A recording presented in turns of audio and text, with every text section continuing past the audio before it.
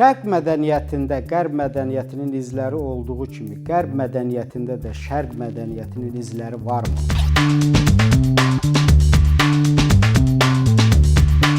Bugün Şərq mədəniyyətinin Qərbin elmi-texniki inkişafından təsirləndiyi kimi, əsrlər öncə də Qərb mədəniyyəti Şərq mifologiyalarına, əfsanə və ədəbiyyatından təsirlənmişdir.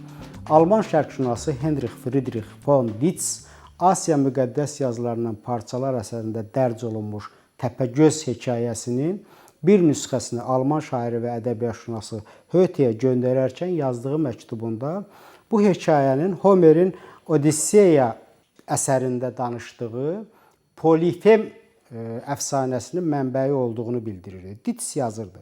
Təpəgöz hekayəsi Oğuzlarda tamdır, Yunanlarda isə natamam haldadır. Yunanlarda Təpəgözün doğulması haqqında heç bir məlumat verilmir. Lakin Oğuzlarda Təpəgöz günahın, yəni çobanın su pərisindən olan övladıdır. Qədim türklər suyu müqəddəs hesab etdikləri üçün çobanın su pərisinə tətbiq etdiyi cinsi istəyinin nəticəsi olaraq Təpəgöz övladla lənətləndiyini göstərirdilər. Yəni Təpəgöz əhvalatını Oğuzlar Homerdən deyil, Homer Oğuzlardan götürmüşdür. Yaxud William Shakespeare'in Romeo və Juliet əsərinin qaynağı eramızın 10-cu əsrinin sonlarında Əbül Fərəc Əl-İsfahaninin Kitab Əl-Əqani əsəri ilə İran coğrafiyasına keçmiş ərəb əfsanəsi Leyli və Məcnun olduğu düşünülür.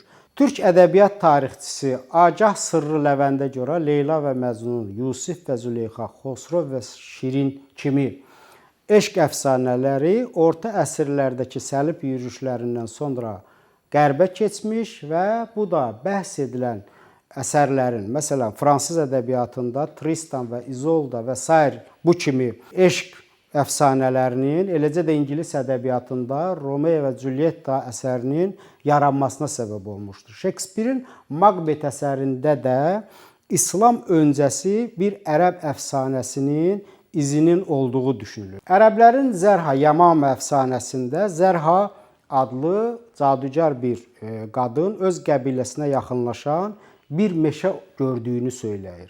Lakin ona inanmırlar. Daha sonra bu yeriyən meşənin ağacların arxasında gizlənmiş düşmən qəbilənin olduğu üzə çıxır. Yeriyən meşə obrazı eyni ilə Shakespeare'in Macbeth əsərində də görünür. Macbeth bir qalada komandirdir. Bir əskər ona Birnam meşəsinin qalaya doğru yaxınlaşdığını bildirir. 12-ci əsrdə yaşamış Əndəlüs filosofu və həkimi Əbu Bəkir İbn Tüfeylin Hay bin Yaksan əsərində Hay adlı qəhrəman kimsəsiz adada tək yaşayan bir insandır.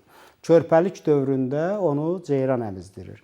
15-ci əsrdə bu əsər Picadella Mirandola tərəfindən Latın dilinə tərcümə edilir və qərbdə maraqla qarşılanır. Əvvəlcə İspan yazıcısı Gracian Baltasar'ın Kritikon əsərində Adrianio, daha sonra Daniel Defoe'nun məşhur Robinson Crusoe'su olaraq üzə çıxır. Eyni ilə Tarzan filmində də İbn Tüfeylin təbiətlə təkbətək qalan bu qəhrəman şərqdən getmişdir.